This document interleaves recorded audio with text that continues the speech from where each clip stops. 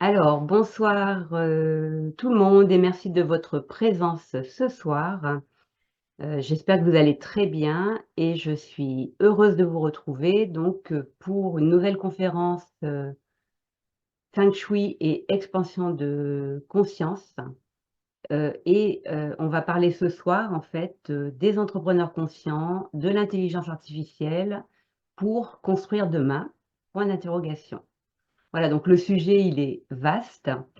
On va associer d'une certaine façon donc ces 3 sujets, Feng Shui, entrepreneur, conscient, intelligence artificielle. Donc bien sûr, je n'ai pas changé de métier, j'ai pas changé du tout d'orientation. Je ne me positionne certainement pas comme une, experte en intelligence artificielle. Mon talent, mon expertise reste vraiment l'harmonisation des espaces, toujours associé à l'expansion de conscience, donc via, différentes, disciplines de métaphysique chinoise, via des outils quantiques.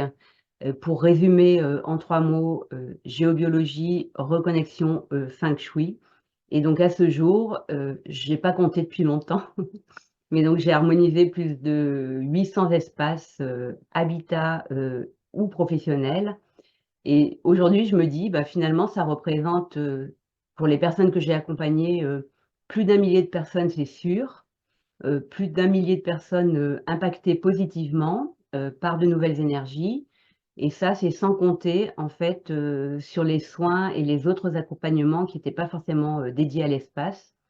Sachant qu'aujourd'hui, mes soins, en quantique ou en biorésonance, en fait, je ne les propose plus que sous forme de programme.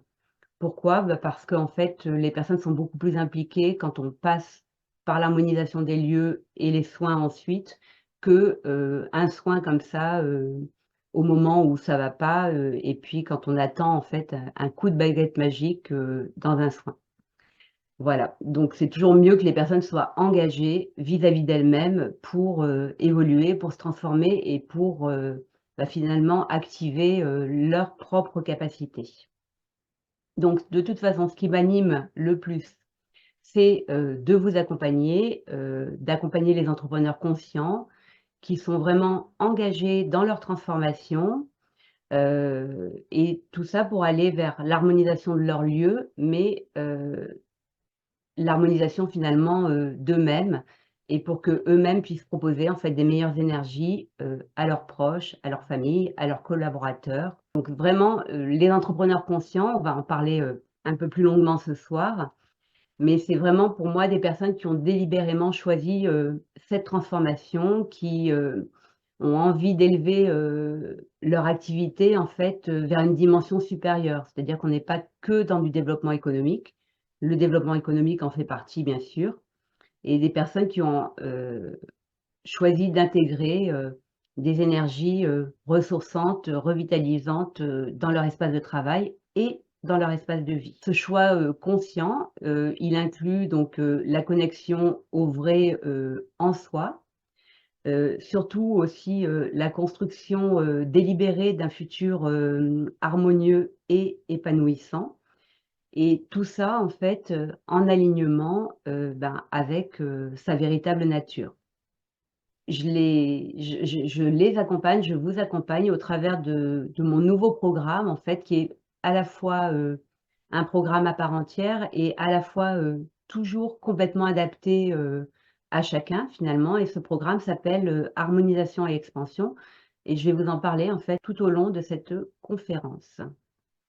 En tout cas, vous l'avez compris, hein, au cœur de toutes mes interventions, cette notion d'expansion de conscience, cette notion d'évolution, mais aussi cette notion de manifester la vie qui nous ressemble, de créer la vie qui nous ressemble, elle est, une priorité, constante.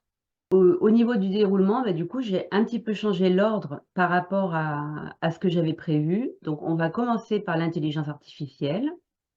On va poursuivre avec, l'entrepreneur conscient, qui il est et puis, on fera le dernier point, le dernier focus en fait sur le feng shui et je vais vous donner quelques clés pour, bah, mieux utiliser justement, l'intelligence artificielle, de façon éthique, en passant par le feng shui. Alors, l'intelligence artificielle, donc c'est un grand sujet.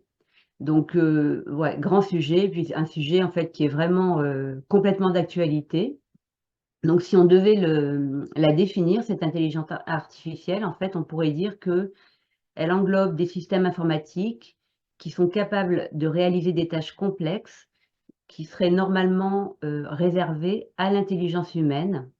Et donc, elle va toucher, par exemple, à des choses comme la perception, l'apprentissage, la prise de décision. En réalité, elle vise à simuler les capacités cognitives humaines. En fait, ça veut dire recréer les aptitudes mentales humaines et elle pourrait permettre de résoudre des problèmes et de mieux s'adapter en fait à des situations variées. Donc, qu'on le veuille ou non, en fait, cette intelligence artificielle, elle est déjà là. Elle a commencé en fait à émerger dans les années 80. Donc ça date pas d'hier. Et puis elle était à l'étude en fait, je dirais bien avant. Par exemple, les premiers programmes d'intelligence artificielle qu'on connaît, en fait, qui sont répertoriés, ils ont été étudiés dans les années 50-60 et c'était par exemple des programmes pour jouer aux échecs, en fait, le jeu d'échecs. Dès les années, pareil, 70, je dirais, ils ont développé en fait ce qu'on appelle des systèmes experts développés qui était destiné à imiter le raisonnement humain dans des domaines spécifiques, par exemple déjà pour des diagnostics médicaux. Les années 60-70 ont vu étudier en fait ce qu'on appelle la reconnaissance de la parole précoce. Donc c'était en fait pour interpréter et comprendre le langage parlé de l'humain. Dès les années 70, la robotique industrielle, hein, c'est déjà de l'intelligence artificielle pour éviter les tâches répétitives en production. À la fin des années 80, les experts en intelligence artificielle ont commencé à réfléchir sur ce qu'on appelle l'apprentissage automatique initial, donc pour développer des algorithmes d'apprentissage. Et puis, l'intelligence artificielle, en fait, elle a réellement pris sa place dans les années 90 avec, vous allez voir, plein de choses, en fait. Donc, les années 90, ça a été, en fait, utilisé pour la recommandation des produits en ligne. Donc, c'est les premiers vrais systèmes d'intelligence artificielle qui ont été développés. Et l'idée, en fait, c'était d'analyser les préférences d'achat du consommateur.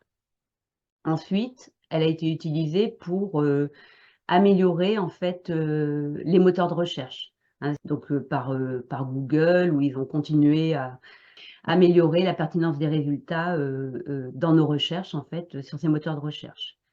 Ensuite, dans les années 2010, en fait, sont nés la reconnaissance vocale, donc avec des programmes comme Siri sur Apple, ou différents assistants. Donc ça date des années 2010 déjà, donc ça fait déjà 13 ans.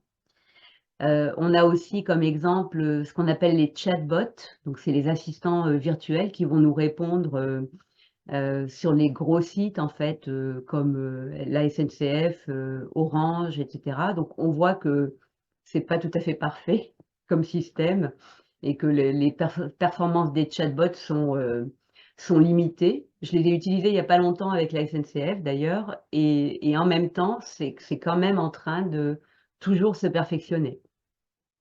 Bien sûr, la traduction automatique aussi, hein, c'est pareil, c'est les années 2010 et Google Translate, Google Traduction, et cetera. Bon, c'est des outils qui nous servent, hein, je pense, à tous, même si c'est pas au quotidien, assez régulièrement. Autre exemple d'intelligence artificielle, bon, qui peut faire peur, ce sont les voitures autonomes. Il y a quelque chose aussi qu'on appelle les filtres intelligents sur les réseaux sociaux.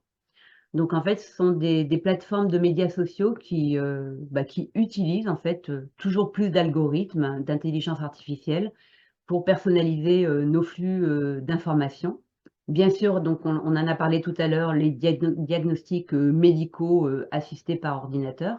Alors encore une fois, ça peut faire peur, parce que ça peut aller très loin, hein, les systèmes de recommandation aussi pour le streaming, par exemple Netflix, hein, qui va proposer en fait des programmes en fonction de ce qu'on a regardé précédemment, en fonction des sujets qui nous intéressent, etc. Tout ça, c'est d'un côté assez bien réfléchi, et puis d'un autre, c'est pas tout à fait, ça remplace pas en fait l'intelligence de l'humain finalement. Et aussi tout ce qui est de l'ordre de ce qu'on appelle les maisons connectées en fait, hein, les technologies d'assistance intelligente, qui inclut l'intelligence artificielle pour automatiser un certain nombre de tâches domestiques, anticiper nos préférences à tous les niveaux dans nos maisons en fait. Et l'idée derrière cette technologie d'assistance intelligente, en fait, c'est améliorer l'efficacité énergétique de nos espaces. Voilà. Donc tout ça pour dire en fait que ça s'accélère, mais vraiment à toute allure, qu'on est dedans, hein, on vit avec. Déjà, vous avez vu, hein, depuis 10 ans, depuis 15 ans, depuis 20 ans. Pour ma part, donc je l'utilise assez peu. Je pense que je vais être amenée à l'utiliser sûrement de plus en plus et sûrement de mieux en mieux, et sans pour autant changer en fait ma façon de m'exprimer et finalement qui je suis. Et pour vous expliquer comment je l'utilise en fait pour trouver des idées, par exemple des idées de titres ou des idées de sujets pour faire une vidéo, ou pour faire, là je me suis mise récemment au réel Instagram, donc je vais avoir un bout d'idée et puis je vais lui demander de me trouver d'autres idées. Et si je prends l'exemple, par exemple, des titres, je vais lui dire: «Voilà, j'ai envie de parler de tel sujet, donne-moi 5 titres qui pourraient parler du sujet en question».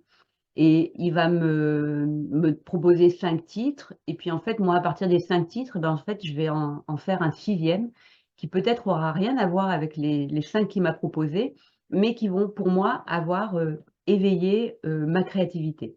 Alors moi, je le vois comme ça, hein. Je vais m'en servir pour trouver du vocabulaire.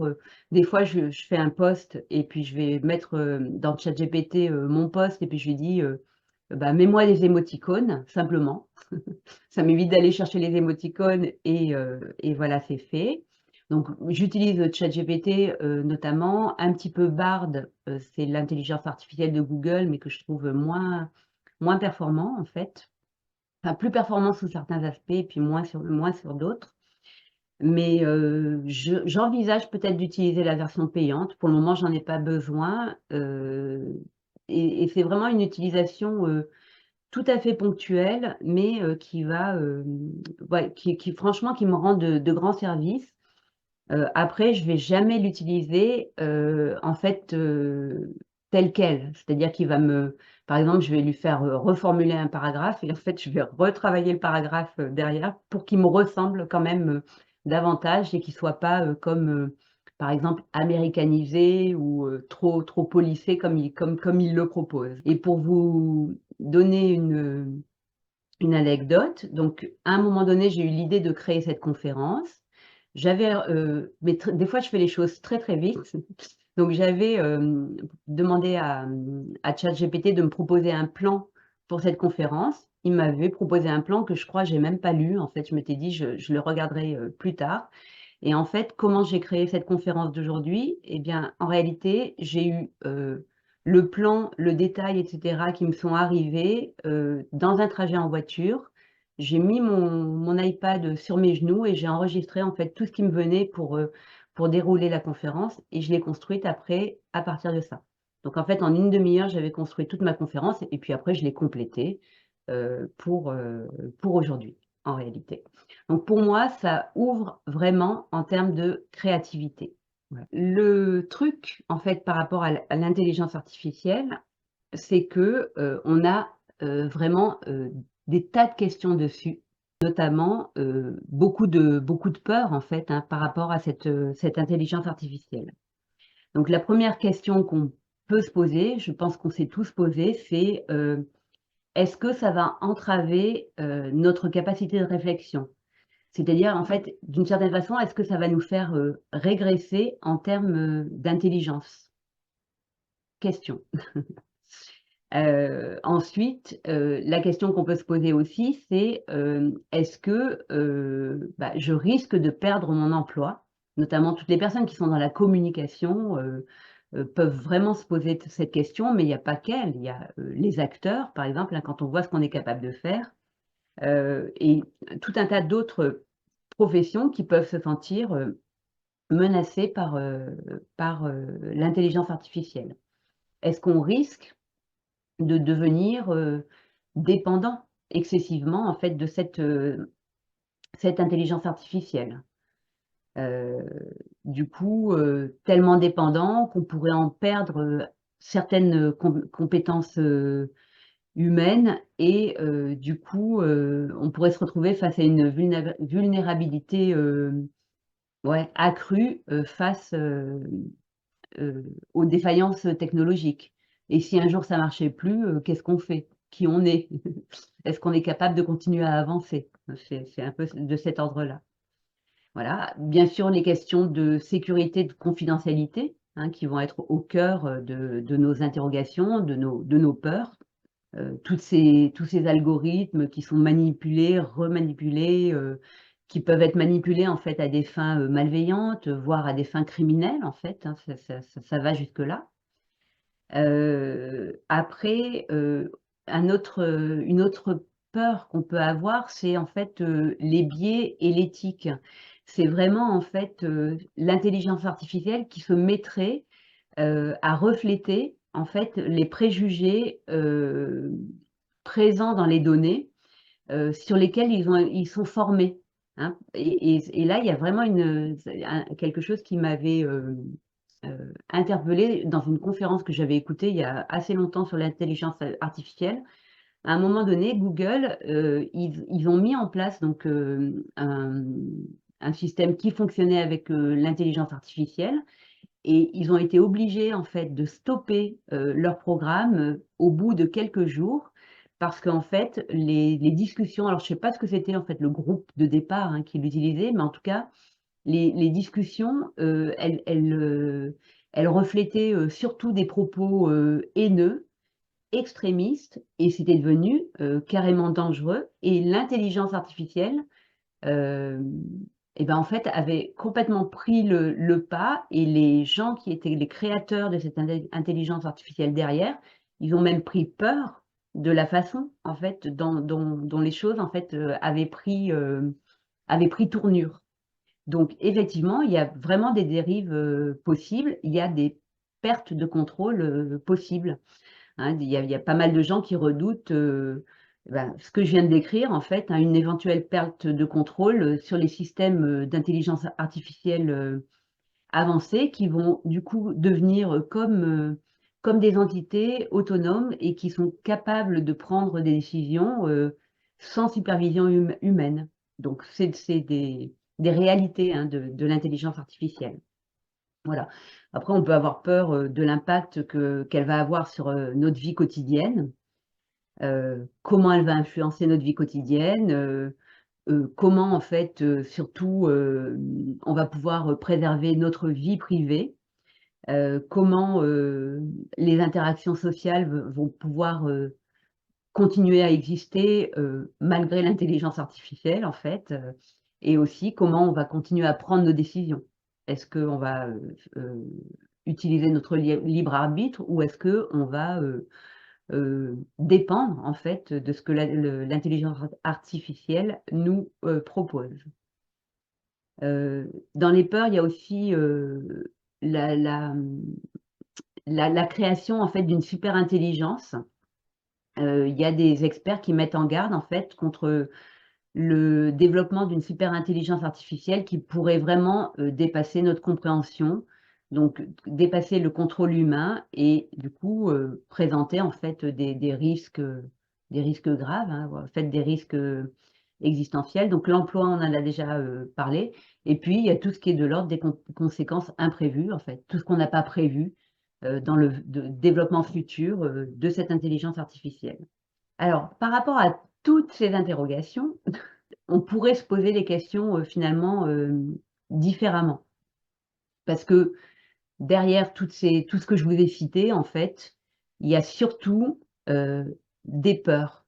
Il y a surtout, en fait, nos peurs à chacun et puis, bien sûr, les peurs,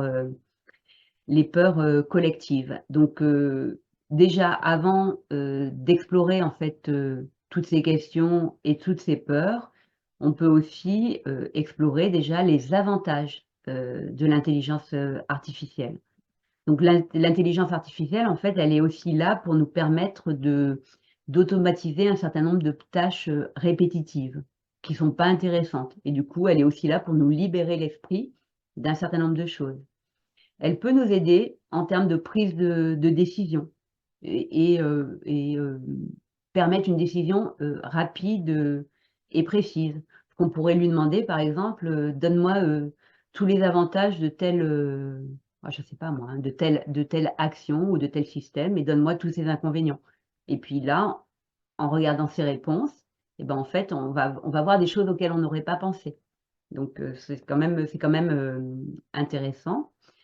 Heu, Qu'est-ce qu'elle nous permet aussi? Au fur et à mesure qu'elle va se développer, en fait, elle va, nous permettre de personnaliser toujours plus, en fait, nos expériences. C'est-à-dire que si on l'utilise intelligemment, elle nous permet vraiment ouais, de personnaliser, en fait, nos expériences, avec elle. Dans certains cas, elle pourrait, être une aide aussi, une assistance, médicale avancée. Ça d'ailleurs, ça me fait penser, ça à, donc non pas que je sois pour, vous savez les cabines, médicales de Amazon, je sais même pas comment ça s'appelle, mais je sais que ça existe, que ça se développe de plus en plus. On consulte en fait un médecin, d'intelligence artificielle, dans une espèce de cabine qui est dédiée, un peu comme un photomaton. Mais non, je suis en train de penser en fait à l'histoire d'un ami de mon fils, avec qui elle était de ma fille pardon, avec qui elle était, en Australie et qui a eu en fait, un problème de santé, extrêmement grave. En fait, c'était une maladie orpheline, quelque chose qui faisait qu'il avait plus d'immunité, plus de plaquettes et enfin bon, c'était vraiment très grave en fait, hein, et il a été, baladé d'hôpitaux en hôpitaux, d'abord en Australie, puis ensuite, en France et en fait, avec un système d'intelligence artificielle et par rapport aux symptômes qu'il avait développés et bah, certainement qu'on aurait pu ou on aurait dû, en fait, trouver beaucoup plus vite quelle était, en fait, la maladie. Donc, voilà, c'est un exemple, en fait, d'une utilisation intelligente, de l'intelligence artificielle. Donc dans ses avantages, elle peut en fait permettre des innovations, dans le secteur de la recherche, parce qu'elle accélère la recherche scientifique. Elle est capable d'analyser en fait, très rapidement d'énormes, quantités de données et donc du coup, et bah, elle peut permettre de faire davantage de découvertes, et puis tout ça, c'est forcément associé en fait à la créativité, de l'humain que nous sommes ou que sont ces scientifiques. Elle peut aider en fait à renforcer aussi la sécurité, hein, même si, il y a des risques dans l'autre sens et ben, en fait, il y a toujours les 2 facettes de la pièce, en fait, finalement. Elle peut permettre, on l'a vu tout à l'heure, des économies d'énergie, et donc permettre le développement de nouvelles, technologies. Donc moi, j'ai vraiment une toute petite vision, bah, avec, ma vie et ce qui m'intéresse, mais l'intelligence artificielle aujourd'hui et pour nous tous, en fait, c'est déjà un peu comme si on avait un assistant, qui est disponible pour nos vies. Bien sûr, on n'est pas obligé de lui confier des données personnelles, c'est même, pas conseillé, mais en tout cas, elle peut s'occuper, de tâches fastidieuses, voilà, nous aider à trouver, des meilleures formulations, nous aider à trouver, des recettes avec 3 choses qu'on a dans le frigo, en fait et pour moi, tout ça, ça développe la créativité, vraiment. Bah, pour l'avoir utilisé, ouais, ça développe la créativité.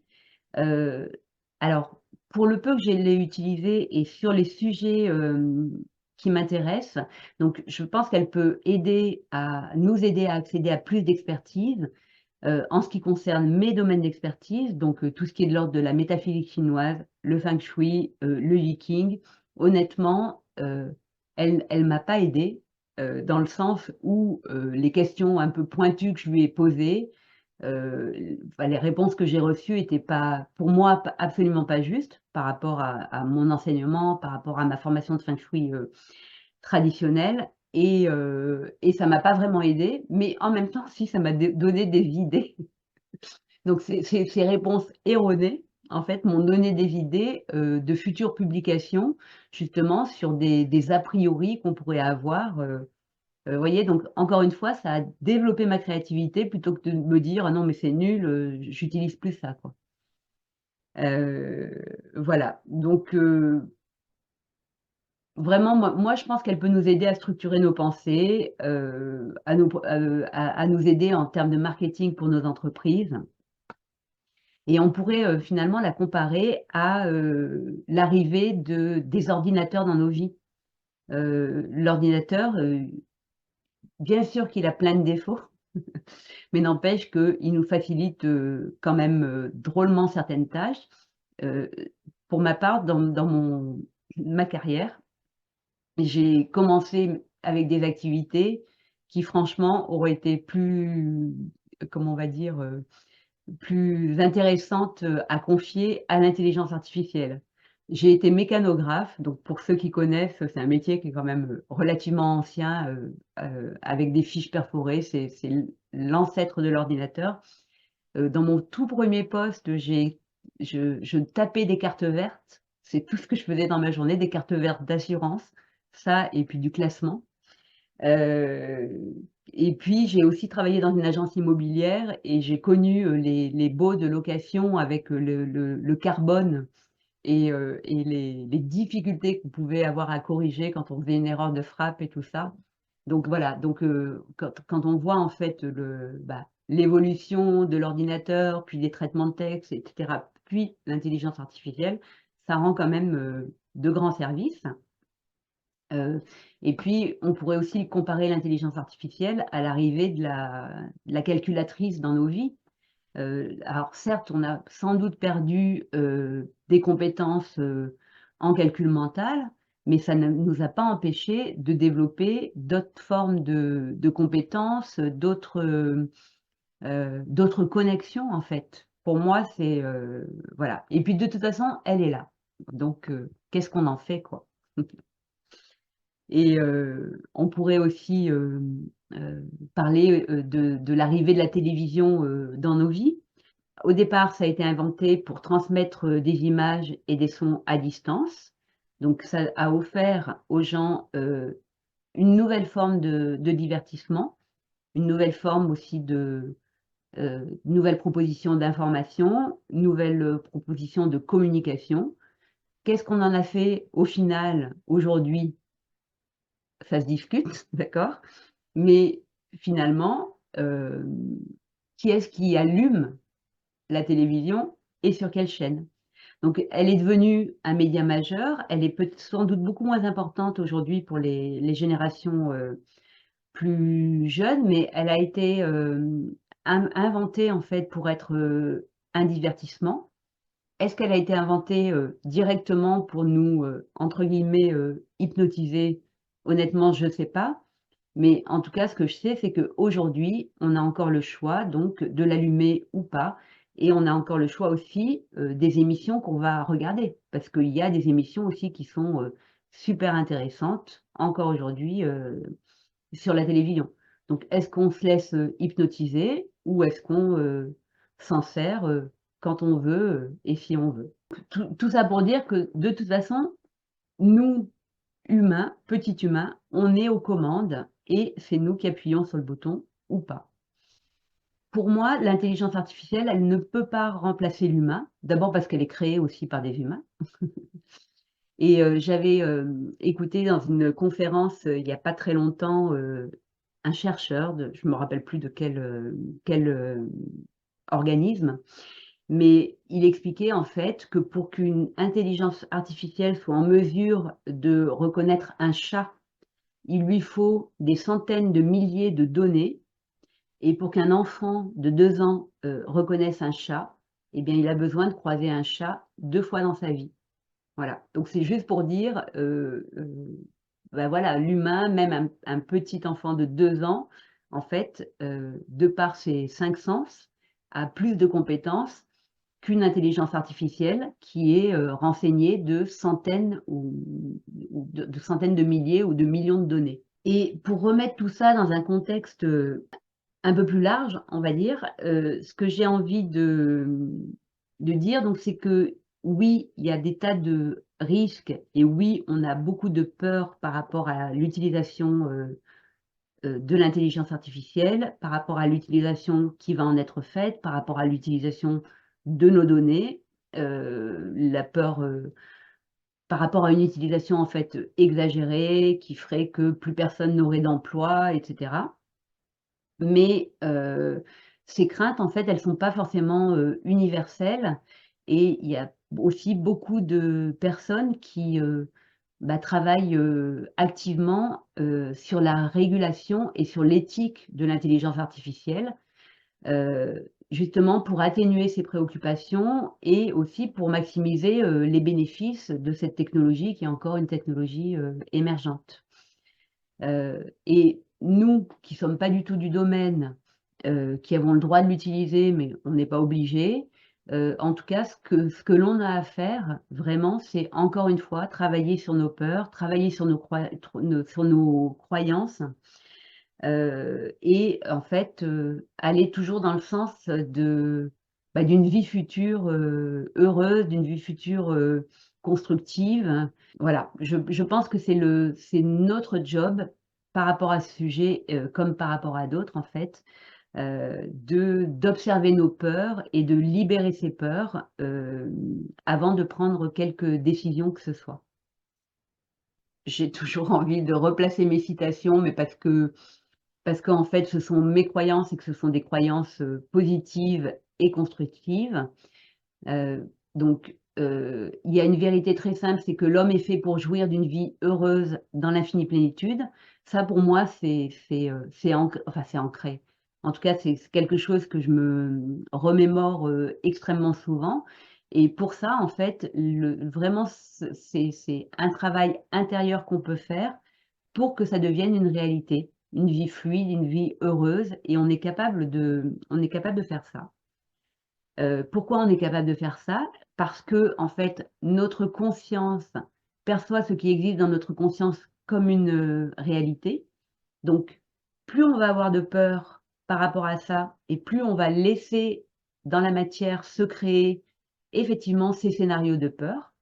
C'est vraiment ça, hein, et plus on va en fait travailler sur ce qui arrive à notre conscience via notre subconscient et plus au contraire, on va avoir une intelligence artificielle, bah, qui est vraiment intelligente et qui est correctement, utilisée et autre citation qui est, extrêmement, intéressante, c'est celle-ci et cette citation-là, elle est de Philippe Guillemant qui est un spécialiste de l'intelligence artificielle.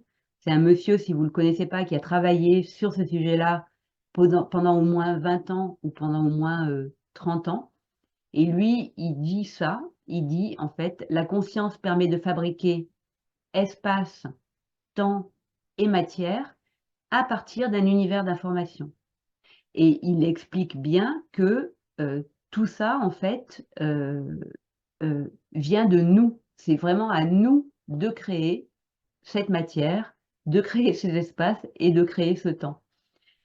Bah, pour reprendre, mon exemple, hein, parce que c'est celui que je connais le mieux, oui, bien sûr que j'ai des craintes par rapport à l'intelligence artificielle.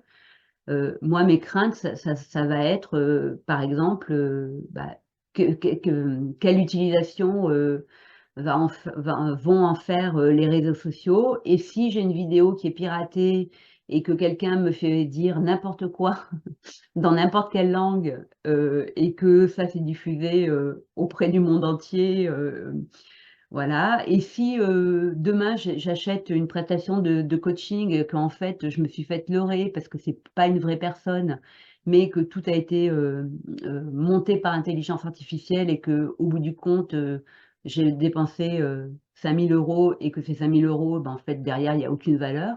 Et si, et si, et si.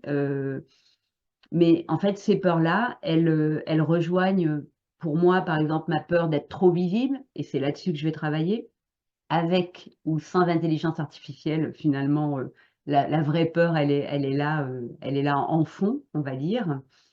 Elle rejoint en fait, un côté de moi qui se sentirait, pas légitime ou qui se sentirait pas assez reconnu et cetera. Donc en fait, c'est vraiment ces peurs-là qu'il va falloir aller, chercher, creuser un peu plus profondément que et bah, finalement, la peur de, j'ai peur à cause de l'intelligence artificielle.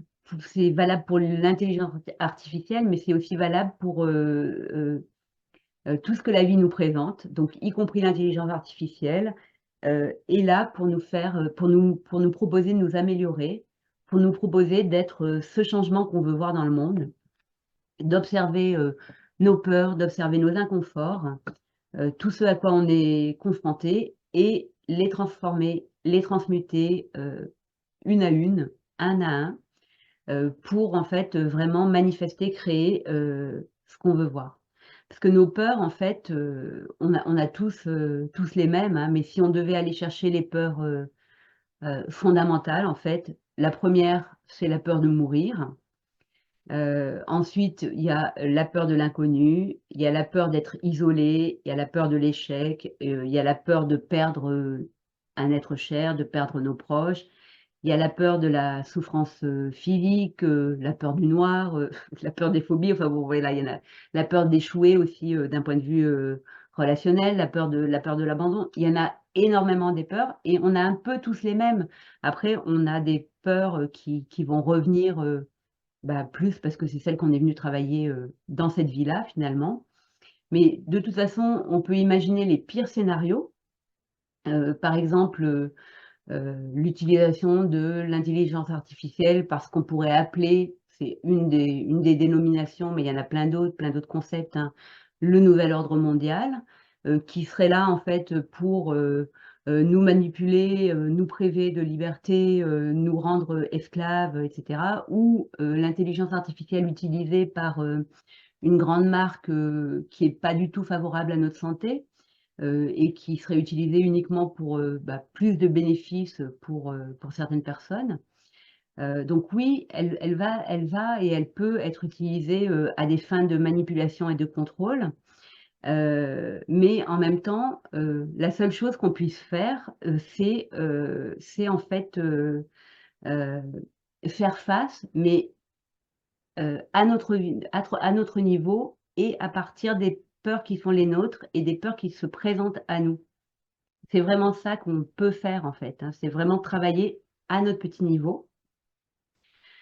Avoir, une certaine confiance aussi parce que, derrière, l'intelligence artificielle et ben, il y a des humains, hein. Avant tout, il y a des humains et dans les développeurs, par exemple et ben, il y en a plein qui sont certainement animés par, le désir d'améliorer le monde et même, s'ils travaillent pour des entités, qui ont des intentions parfois, douteuses, je pense qu'il y en a beaucoup qui aspirent à une évolution, personnelle d'un côté, mais aussi à une évolution en fait, pour tous, hein, au niveau mondial. Et surtout, dans tout ça, il y a vous, il y a moi, il y a nous, en fait. Et je pense qu'on se doit en fait, de prendre notre place, dans cette intelligence artificielle, comme on a pris notre place en fait, pour certains d'entre nous sur les réseaux sociaux. Et en y intégrant nos valeurs. Donc non, encore une fois, il n'est pas question en fait d'y intégrer des informations, personnelles, mais par contre, nos vérités personnelles, elles y ont leur place, et on peut en fait, dans cette intelligence artificielle, contribuer à partager, bah, notre vérité avec du respect, avec de la bienveillance et en tant qu'entrepreneur conscient ou que futur entrepreneur, conscient, mais simplement en tant qu'humain, en fait, notre impact, individuel puis collectif, en fait, je pense, il peut être, significatif et pourquoi? Parce qu'en fait, je pense que l'humain globalement est plus souvent désireux de voir une belle évolution que de voir quelque chose de super liberticide et désagréable à vivre, quoi. Donc, en conclusion, encore une fois, ce qu'on a à faire, en fait, hein, notre job, c'est d'accueillir ce qui se présente à nous comme inconfort par rapport à cette intelligence artificielle, d'observer, en fait, toutes les émotions, toutes les peurs que ça peut provoquer en nous. Encore une fois, de se reconnecter à qui on est vraiment, de libérer ses peurs et ensuite de préférer et de créer ce que nous, on a envie de créer. Donc c'est un processus continu, observer ces schémas, les comprendre et continuer à créer une réalité nouvelle qui est nourrie finalement par notre véritable essence. Cependant, même après un travail honnête sur nous-mêmes, c'est toujours intéressant de se faire accompagner pour aller plus loin dans le processus. Alors l'accompagnement, en fait, c'est pas l'idée, c'est pas, à mon avis en tout cas, hein, c'est pas de se noyer dans des histoires infinies. Je pense, par exemple, l'exploration des vies antérieures, une étude infinie de notre généalogie et tout ça, mais c'est vraiment, en fait, se faire accompagner pour, être autonome dans, la libération de tous ces parasitages, en fait, émotionnels. Toutes ces choses qui remontent, du subconscient et en fait qui déclenchent des réactions qui sont pas appropriées, en nous. Voilà, parce qu'il y a des peurs inconscientes en fait, des choses inconscientes que l'autre, la personne qui accompagne va pouvoir, voir davantage que, nous-mêmes. Mais en même temps, il y a quand même, voilà, ce travail sur nous-mêmes qui est quand même super important. Ce côté en fait, on va dire, libération, émotionnelle, libération des mémoires, en fait, c'est ce que je propose, dans mon programme, harmonisation et expansion, avec la phase 1 du programme qui va être en fait, de travailler en géobiologie, pour aller travailler en fait, sur toutes ces mémoires qui sont là et qui nécessitent d'être pacifiées, à un moment donné. Donc on va en fait faire monter le lieu en vibration, le lieu, habitat et le lieu, professionnel. On va s'occuper en fait des phénomènes, géobiologiques, donc pour, évoluer dans des espaces qui favorisent, la créativité, le repos, la productivité, la vitalité, et cetera. Mais, hein, comme je le dis toujours, ce travail, il est jamais tout à fait fini. Mais en tout cas, en faisant, la géobio-résonance, on va vraiment pouvoir, éliminer beaucoup de choses et être capable, aussi, dans le futur, mais on le verra après, d'ajuster. Et on va continuer donc avec, la partie, entrepreneur conscient. Donc c'est quoi être un entrepreneur conscient? Donc je vais vous proposer, quelques spécificités. Bien sûr, vous n'êtes pas obligé d'être en accord avec tout ce que je dis et surtout, vous n'êtes pas obligé de cocher toutes les cases, parce que vous allez voir, il y en a pas mal. Mais, on n'est jamais à 100 bien sûr et puis il y a pas d'urgence à être à 100 non plus, on est sur notre chemin, on est sur notre voie du milieu, on fait du mieux qu'on peut, là où on en est, dans la meilleure version en fait, de nous-mêmes pour nous connecter à qui l'on est, voilà. Et cette conscience en fait, elle est pas arrivée, d'un seul coup, hein, j'imagine pour chacun d'entre nous.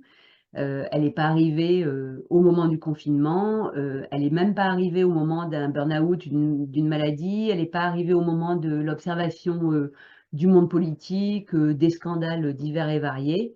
En fait, si on regarde les choses honnêtement, elle a toujours été là. Après, on lui a pas toujours laissé la place qu'elle méritait. Alors, l'entrepreneur conscient, il sait, il est conscient de beaucoup de choses.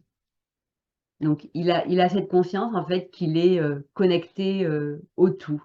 Il a cette conscience en fait qu'il est comme, un grain de sable sur une plage, qui est connecté au grain de sable d'à côté, au grain de sable d'à côté et cetera et puis en fait il sait que en partie, il forme la plage.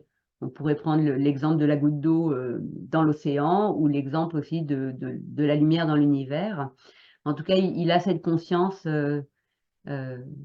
qu'il est connecté au tout. Il a aussi cette conscience qu'il est aussi relié à son passé, qu'il est aussi relié à son futur.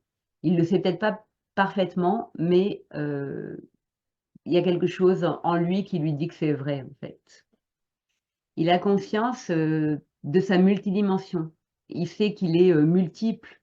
Multiple parce qu'il a un corps physique. Dans son corps physique, il y a plein de systèmes différents.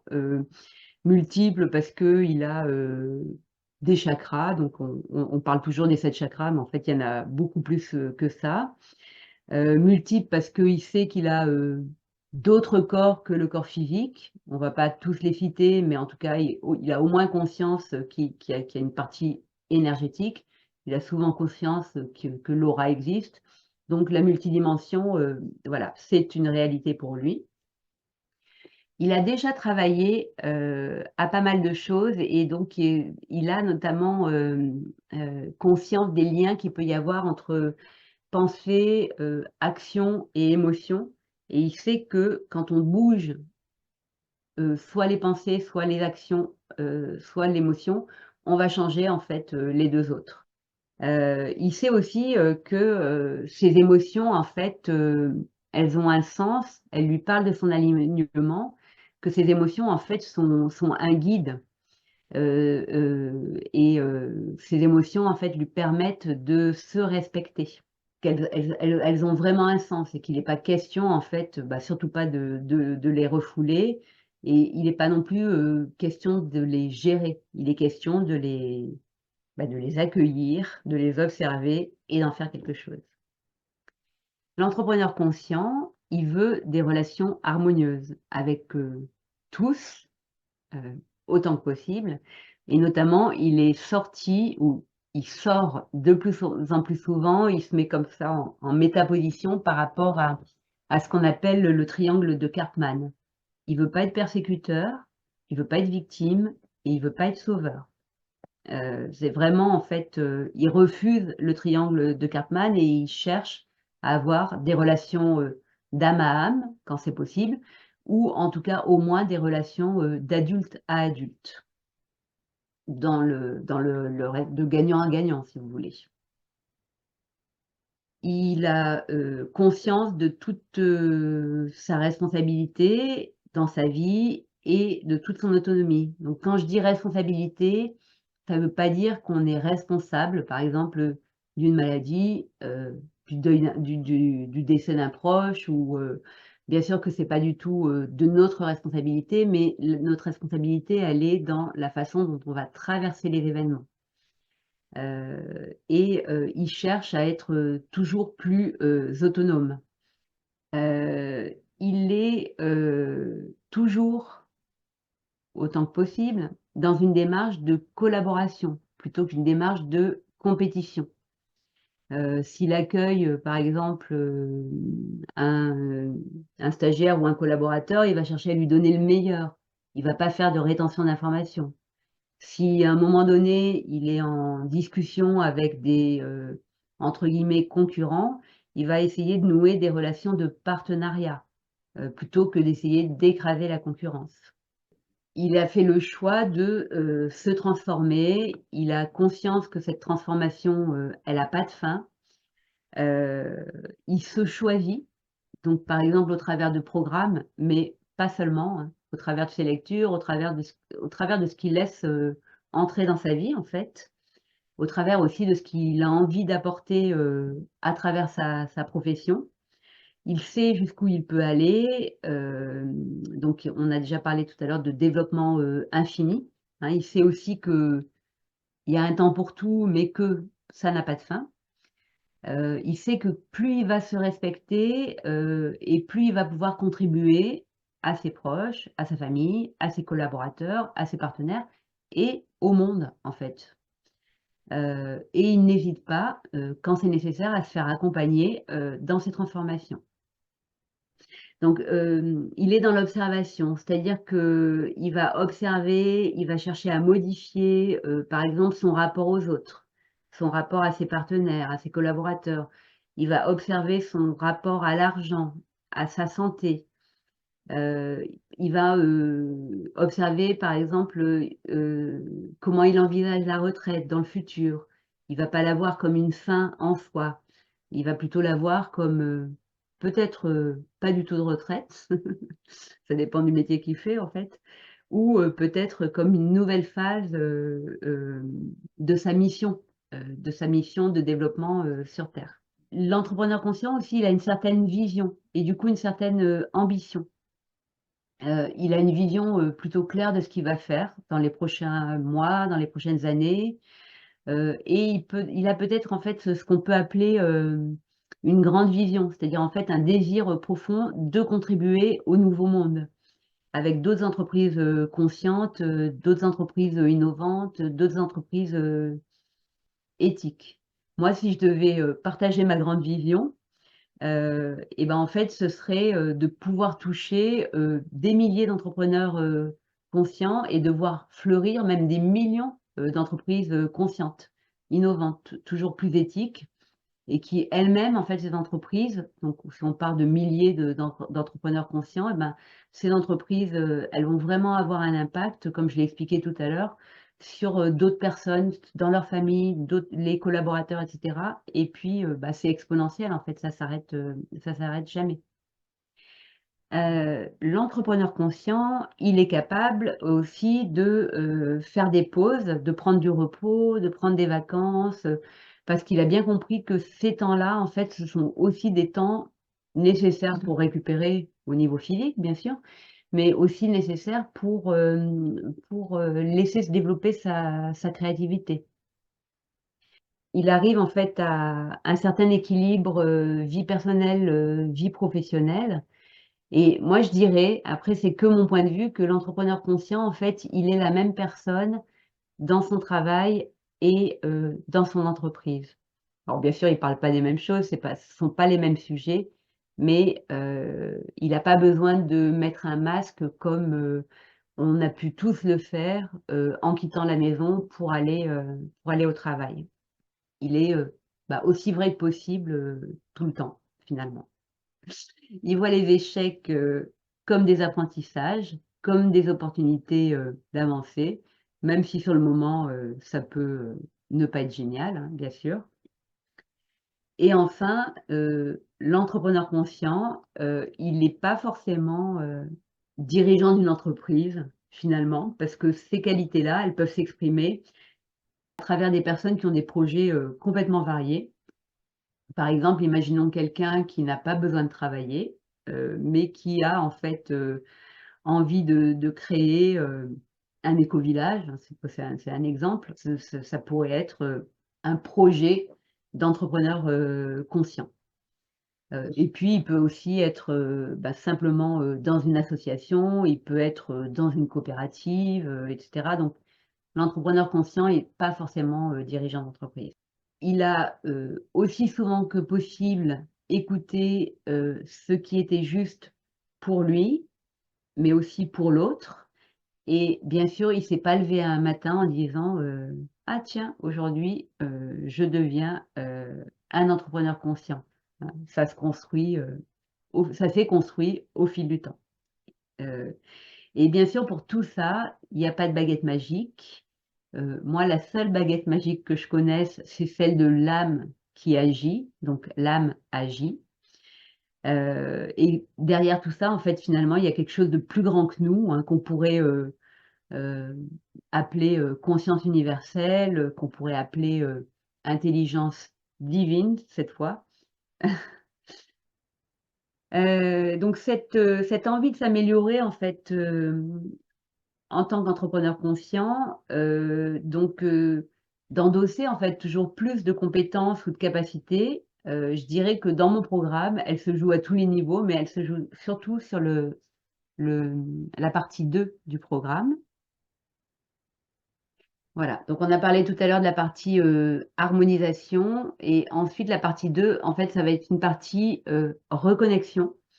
Donc une reconnexion toujours plus profonde à qui l'on est, parce que j'ai vraiment coutume de dire que bien sûr que si vous êtes là ce soir, vous ne m'avez pas attendu pour vous reconnecter. On peut toujours aller à des niveaux plus profonds, et donc reconnexion et cette capacité en fait à ajuster ses pensées, se libérer émotionnellement, et tout ça en fait au jour le jour. Parce que c'est vraiment ça qui est essentiel en fait, c'est de faire ce travail-là au jour le jour. Et ensuite, bien sûr, s'assurer une vibration qui est toujours plus haute au quotidien, que ce soit sur le plan physique ou sur le plan émotionnel ou énergétique. En fait, l'idée, c'est vraiment de penser, d'agir et puis de réussir à manifester la vie qui nous ressemble comme le créateur de sa vie. Donc on construit en fait nos propres résultats. On compte plus sur le hasard, on compte pas sur la chance non plus. De toute façon, ils vont se présenter. Bon, il y a pas de hasard, mais la chance va se présenter, mais c'est parce que nous, on met un certain nombre de choses en route. Et on passe à la 3e partie de notre soirée avec le feng shui. Mais c'est vraiment l'idée, c'est de se servir du feng shui pour, en fait, une prospérité équilibrée, hein. C'est pas que faire de l'argent, c'est pas que trouver l'amour, c'est pas que non, c'est vraiment l'abondance en fait, au sens large du terme. Et la façon dont moi j'utilise le feng shui, c'est vraiment en fait pour construire le futur. Construire un futur heureux, construire un futur lumineux. Donc le feng shui, c'est une discipline millénaire qui est aussi très contemporaine et qui va nous offrir des clés de transformation sur tous les plans. Améliorer nos relations d'affaires, trouver notre place dans le monde professionnel notamment, se connecter à notre joie, à notre enthousiasme. C'est vraiment en fait créer des espaces équilibrés, créer des espaces harmonieux, et il va toujours soutenir encore plus notre bien-être physique, émotionnel et spirituel. Vous voyez qu'on est toujours en fait dans les mêmes choses et qu'on va toujours en fait plus profond. Mais en tout cas, il nous offre une base solide pour notre épanouissement, et notamment notre épanouissement futur. Le feng shui a complètement changé ma vie, ça c'est clair, et c'est un allié incontournable de l'entrepreneur conscient. C'est pas du tout seulement une question de décoration, c'est pas du tout seulement une question d'esthétique. C'est vraiment, encore une fois, une solution qui est globale, qui est complètement holistique. Il va nous permettre en fait d'évaluer nos locaux, donc que ce soit habitat ou professionnel, et de décoder un certain nombre de choses sur ce que nous disent nos locaux de nous, et puis va nous permettre de découvrir en fait des liens à la fois réels et à la fois subtils en fait en lien avec notre activité professionnelle.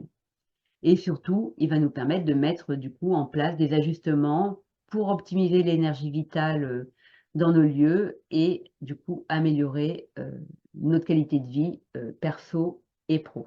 Pour faire le lien entre feng shui et intelligence artificielle, donc je vais vous donner ce que j'utiliserais moi, hein, si j'étais interrogée sur ce sujet-là. Mais bien sûr, chaque carte énergétique d'un lieu est différente. Et il y a toujours des solutions pour capter les meilleures énergies et pour diminuer en fait l'impact des énergies qui sont moins bonnes. Donc la première chose sur laquelle je m'appuierai et sur laquelle on s'appuie en fait dans une étude feng shui, c'est déjà l'observation des animaux célestes.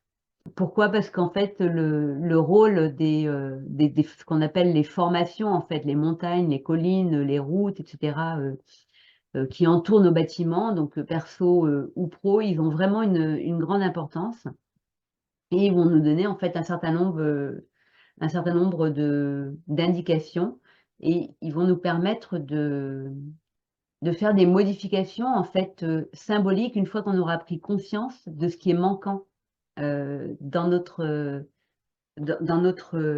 espace ou dans nos espaces. Donc les animaux célestes, en fait, on en a 4 qui sont la tortue noire, le tigre blanc, le dragon vert et le phénix rouge. Et la tortue noire, elle va nous parler de support, de bienveillance, de stabilité, de protection. Donc ça va être par exemple un immeuble qui est à l'arrière de notre maison, ou une montagne, ou une colline, ou des arbres aussi qui vont faire office de tortue noire.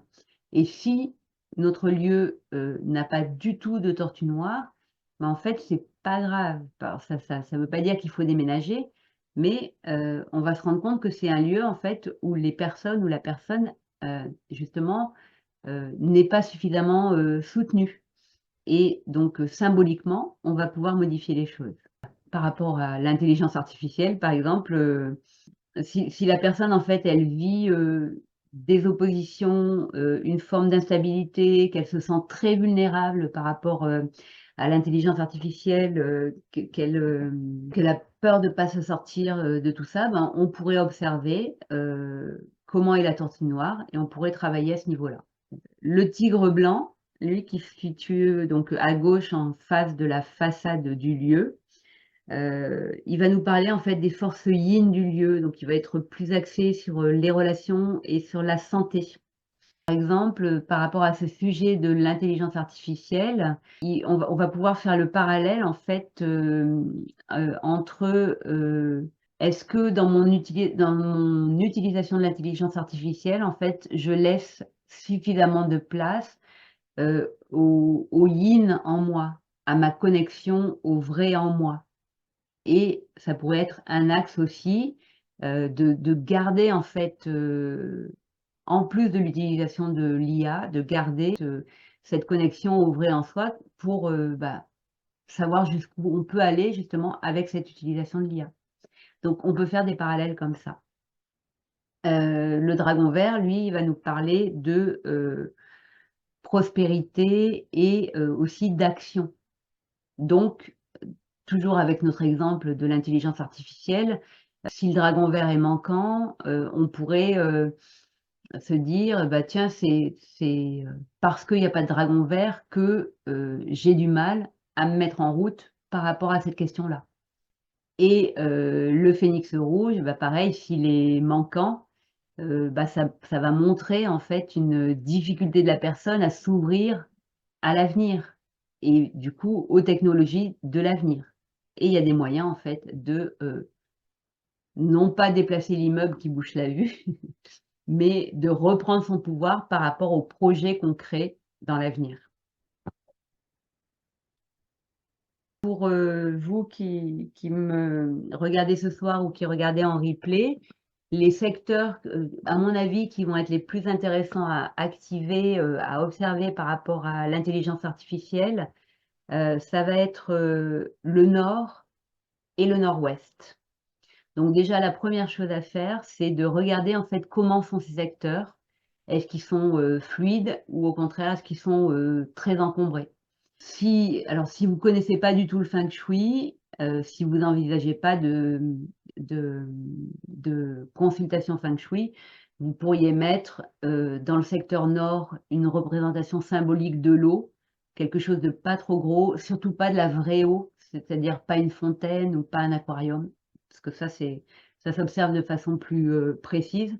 Mais donc, au nord, de l'eau, donc représentation symbolique ou des couleurs noires, bleu très foncé, des formes ondulées, et au nord-ouest, du métal, pour avoir plus de logique, pour avoir plus de clarté aussi, et pour être, prendre les bonnes décisions par rapport à cette utilisation de l'intelligence artificielle. Donc le métal qui va se représenter en fait sous forme de cylindres, sphères, cercles et de couleurs métalliques ou de couleurs blanches ou encore grises.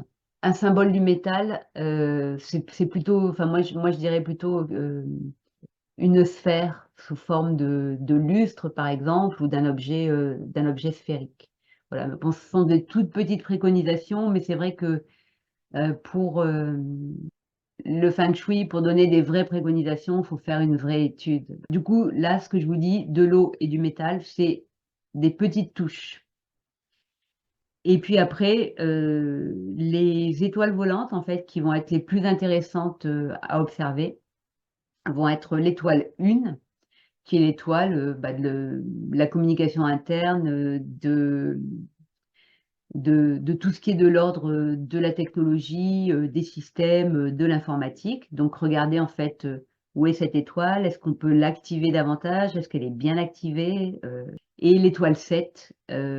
Pourquoi l'étoile 7? Parce que c'est l'étoile qui va pouvoir gérer la façon dont on communique à l'extérieur. Du coup, cette étoile, elle nous parle de notre réputation, elle nous parle aussi d'événementiel, et puis, encore une fois, elle nous parle de spiritualité et d'intuition. Donc, si elle est bien utilisée, cette étoile 7, eh ben, elle va être un guide, en fait, sur la façon dont on va utiliser dans le futur cette intelligence artificielle. L'autre outil, bien sûr, que j'utiliserai, mais qui sera spécifiquement dédié à la personne, et pour ça, je ferai aussi appel aux compétences de Irina pour aller chercher encore plus en profondeur, en fait. Je m'appuierai aussi, en fait, sur les messages qui sont proposés par le Yiking pour cet espace et pour cette personne ou pour ces personnes, en fait, dans ce lieu-là. Voilà, parce que le Yiking va proposer des pistes pour mieux définir les stratégies appropriées dans les différentes situations. Voilà. Et puis, c'est aussi un outil qui permet vraiment de s'aligner à qui l'on est et de toujours accéder à plus de paix intérieure. Et donc, vous l'aurez compris, le volet 3 de ce programme harmonisation et expansion, en fait, c'est le Feng Shui avec la construction du futur. Si vous voulez en savoir plus, n'hésitez pas à profiter d'une évaluation de votre lieu et d'un temps de connexion avec moi. Donc merci, je suis très heureuse d'avoir passé ce moment avec vous. Donc sur ces 3 sujets, en fait, Feng Shui, intelligence artificielle, entrepreneur conscient, qui sont, vous avez vu, hein, pas si éloignés que ça dans la mesure où tous sont reliés à notre vie et à la façon dont on crée notre vie dans la matière. Donc le Feng Shui nous permet d'influencer positivement notre vie et notre vie professionnelle en guidant les énergies vers ce que l'on veut construire.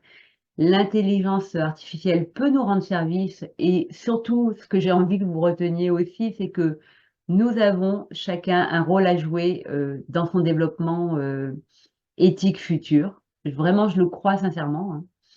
En tant qu'entrepreneur conscient, eh bien, en fait, nous avons cette approche justement holistique et éthique de notre quotidien. Donc, merci d'avoir partagé cette expérience qui n'était pas si facile avec moi. J'espère qu'elle va vous inspirer dans votre vision du futur.